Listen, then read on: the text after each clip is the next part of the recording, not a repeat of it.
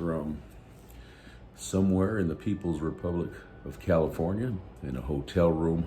Just wanted to challenge your thinking about some things that are going on in the world, especially in light of this whole incident with the Taliban in Afghanistan, how we have capitulated that whole thing due to lack of real leadership. Anyways, I don't want to get myself angry before I go to church, but the thing that's been on my mind is the movement that has never died down. I remember back in the early 2000s, a man by the name of Joel Rosenberg, who does a lot of prophecy books and updates and things like this. He wrote a book, it was a fictional book called The 12th Imam, and he was looking at a prophecy of a Muslim prophecy concerning their Messiah, the 12th Imam, the one they are pushing for. And this is what generated a lot of the problems in Iran. I remember 2008 specifically. I was working at the time, and I challenged my coworkers to look what was going around. I told them, if you have any questions, ask me. I wrote on a big chalkboard at work, Ezekiel 38 on the horizon. Any questions, please see me. None of them were inquisitive, of course, but I tried to bring up the topic way back then. And so fast forward, I remember Iran, Ahmadinejad, he had stated way back then that their goal was to wipe Israel off the map. That has never changed. The religion of Islam has always hated Jews, wants them wiped out. We still see the current situation today. They're trying to use any means possible to deceive their enemy, the West, United States, and of course, Jews and Jerusalem. And so I say that because we took a little loss here after being in Afghanistan for 20 years. We just gave it all back to them, the Taliban. So they're over there celebrating in the streets, and it's a tragic thing to see how this is coming out right now. And so these folks there, the Taliban, they have in their own Twitter account, you can, they started the United Emirates of of Afghanistan. And on their thing, they post what they believe on their Twitter account. Amazing how they can have a Twitter account and, people who talk about a jab or certain viruses going on around get banned or get shushed. But, the Taliban can have a Twitter account. Crazy days we live in. And so, anyways, I digress. Here are these people who, on their Twitter account, they have this little black flag. Now, there's a prophecy by the founder of their religion.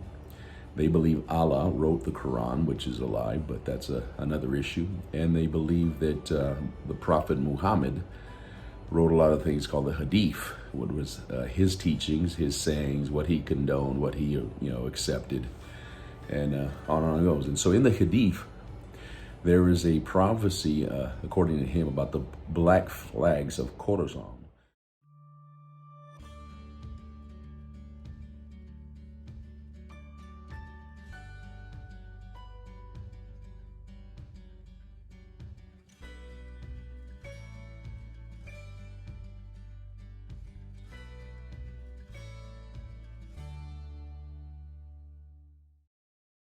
Rising up and going into Jerusalem and taking Jerusalem. And so Khorasan is the place, in ancient times, and you could look this up, study it out yourself, but it is the old Afghanistan area. Okay, so these black flags will come from Afghanistan, and they will trample down into Jerusalem, wave their flags, and it's a signal for all believing Muslim people to rally to that point and to go there. And so I find that very interesting because the extremists, is what we call them, believe these prophecies to be true. They are the true followers of Islam. There's lots of moderate Muslims around the world, they don't follow completely the whole thing. They're Muslim by birth, basically. Like a lot of religious folks, they grow up and that's what they are. But the true followers are people like the Taliban, ISIS, Al Qaeda, and the nation of Iran. Okay, these are the ones that are following it to the T. And you see how they will willingly behead people who oppose them, and you either convert or die. And so it's interesting that in their own prophecy by their prophet Muhammad talks about this rallying up of this group of people from khorasan or Afghanistan that are going to march down with their black flags into Jerusalem. Now, I find that interesting because when you measure, this satanic lie or satanic prophecy concerning these people that are going to sit in the temple, because all roads in the Bible, prophecy, lead to Jerusalem. That is the focal point of last days.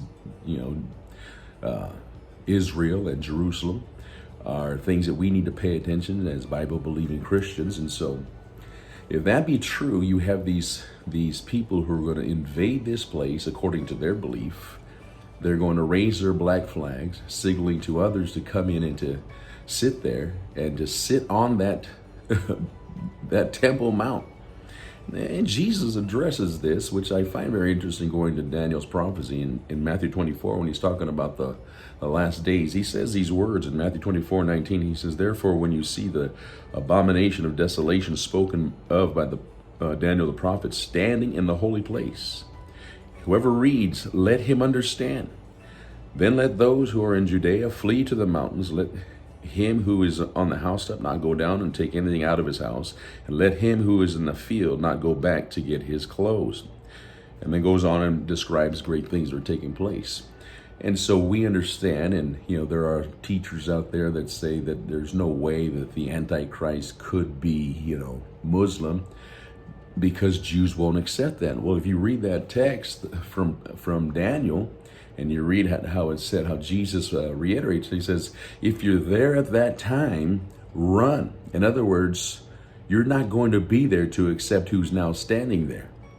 And so, could this be a case for an Islamic Antichrist? Like I said, I'm just throwing thoughts out there to make you think, Sadly, a lot of people ain't reading their Bible, ain't looking at the news, what's going on in the world today. Islam has not changed his mind. These radicals have not changed their mind. They believe this wholeheartedly. You look how ISIS was able to rally 30,000 people, 30,000 youth who gave up their living, who gave up their families for the hope of seeing fulfillment of prophecy. When ISIS came out, they rallied that. In light of that, can the church today rally 30,000 young men or couples to go into, dangerous places because they believe the prophecies of the Bible are coming to pass today? There's a lot of moderate Christians out there, they believe Jesus is coming for the church, but they're not putting anything into practice what they believe. They're standing idly by, twiddling their thumbs, hoping for this pandemic to, go over and, get past it. And it's sad to behold how nonchalant, or if I can say it, ignorant some people are about what's going on in the world. This is a current event, and not to factor in all the other things that are taking place. I'm just focusing on this one thing in Afghanistan right now, and this black flag prophecy that they believe is part of what's going to happen, and one day they're going to stand in Jerusalem. Satan has always desired the throne of God, the throne of David. He's always wanted to usurp that, and so I see some possibilities here of that being maybe a case to look at, maybe something to chew on.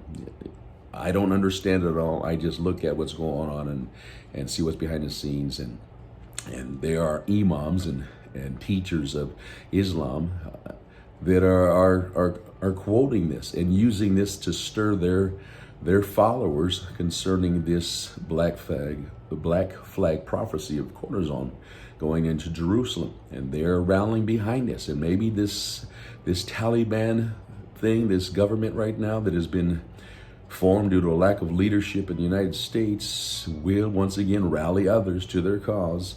And if you know anything about the Bible, in Ezekiel 38, that area is one of the areas that is allied against Jerusalem. That area, along with Turkey, Libya, and Russia, are going to come together to invade Israel.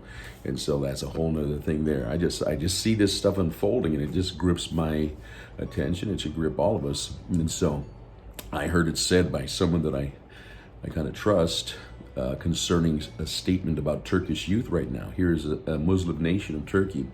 They are seeing a lot of young people, especially young men, youth, that are very interested in not only Muslim prophecy, but Bible prophecy. They see how they go hand in hand together. They have opposing views, but they are looking at, they're studying this, they're researching, they're hungry for it. They want to see what they can do to put themselves in a place where they can see prophecy fulfilled.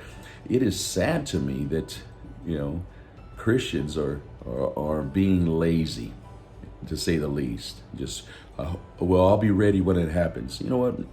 We need to arm ourselves. We need to be equipped. We need to be in the fight. We need to be engaged. We need to be winning as many souls as possible. And so that's it for today. I'm just going to wrap it up. But just some food for thought. Jesus is coming back soon. The spirit of the age, the Antichrist spirit, senses it. It's making its move through an Islamic religion. Not only that, but there's other things as well. And so now's not the time to be slipping into neutral and waiting for things to go back to normal. Now's the time to be pressing the battle to the gate at every chance we get. So until next time, keep on keeping on. Keep your eyes on the prize, man. Jesus is coming back.